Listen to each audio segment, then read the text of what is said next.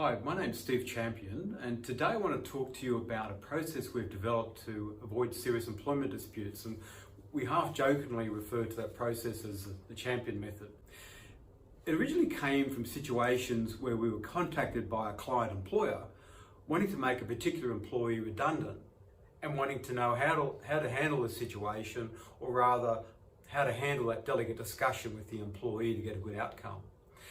Now, technically, under the Fair Work Act, an employee cannot take an unfair dismissal case against their employer where, one, the redundancy is genuine, two, the employer has followed the consultation provisions of any award or applicable enterprise agreement about the redundancy, and three, if it would not have been reasonable for the employee to be redeployed into another role within the employer's business or an associated entity. Firstly, you should not attempt to dress up a termination as a redundancy if it isn't really a true redundancy situation forced on you by operational changes. From the outset, the employee may suspect that they're being done over by you as their employer by calling it a redundancy. At least some employees, and perhaps nowadays many of them, will think to themselves they aren't going to allow their employer to do this to them, and they're going to fight you on this. Secondly, once you make a definite decision to implement a redundancy, you have to consult with your employees affected by the decision. Here I'm going to urge you to take a different approach that seems to have had a positive impact in the many situations where we have suggested the Champion method be used.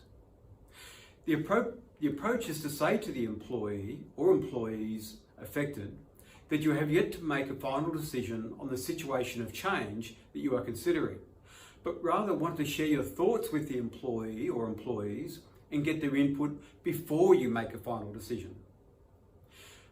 The difference in this approach is that you're including the employee in the process before you have decided the outcome, which actually empowers them to some extent have some control over their outcome and their future. For example, if they reply they will not accept the decision and they'll see you in court, you can say that you want to make clear that no decision has been made yet. You're just discussing your thinking about with the employee before you take a particular course of action. It would be extremely unlikely that an employee could successfully claim constructive dismissal in such a situation when you're just sharing ideas before an actual decision is made. Part of the consultation process should also include any other roles that might possibly be available within the organisation. It might be a lower salary range, it might be part-time instead of full-time, or even casual, or at a different location from where they currently work. But never assume the employee won't accept the alternative role. Give them the opportunity to reject the alternatives to meet the third requirement to avoid an unfair dismissal that I explained earlier. I disagree with the idea that it is a trick, because it's based on treating someone like a real human being, not just a number. It involves them in designing their future before firm decisions are taken and how, or even whether, they will leave the organisation. I've given client employers a script for the Champion method many times in the past, and I've yet to hear a negative outcome. In all situations, it helps achieve a better outcome for all parties than might otherwise have occurred.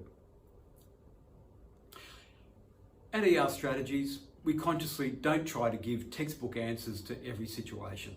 We try to achieve the best outcome for our clients, and this can often involve looking after your employees where that's warranted as well. Call us on 1300 55 6637 if you'd like to find out more about one of our advisory packages. Thanks for listening and have a great day.